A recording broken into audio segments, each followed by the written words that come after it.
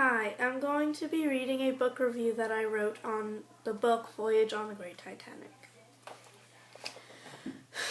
Voyage on the Great Titanic by Ellen Emerson White takes place in Whitechapel, London, England in 1912. The main character, Margaret Ann Brady, is writing in her diary at St. Abernathy's Orphanage for Girls. During her time writing there, we learn that her parents had both died and she was living on the street with her brother William, who had taken her to the orphanage because she was getting very sick. He would visit her, but when the story begins, we soon learn that he is in Boston, Massachusetts, and is saving money to have her sent over as well. Margaret gets a pleasant surprise as she finds out that an American woman, Mrs. Carstairs, is looking for a companion to join her on the Titanic for her ride home since her husband had to stay in England a bit longer.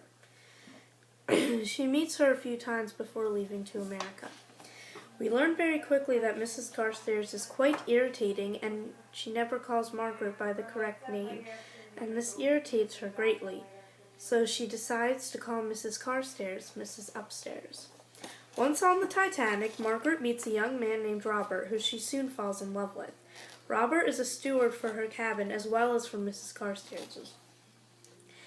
Margaret enjoyed her time on the Titanic until it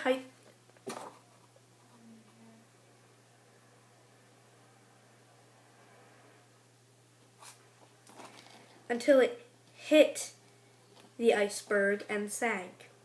She regrets surviving because she feels responsible for letting Robert stay on the boat. In the end, she makes it to America and is reunited with her brother. I really like Margaret because she is around my age and can somewhat deal with Mrs. Carstairs. I also like Florence, Mrs. Carstairs' dog, since dogs are awesome. So are cats and all that. My favorite part of the book is when Margaret calls Mrs. Carstairs Mrs. Upstairs because it was funny since Mrs. Carstairs is irritating. I would recommend this book to people who enjoy historical fiction because if you do not like historical fiction, you may not be able to enjoy it in the same way I do.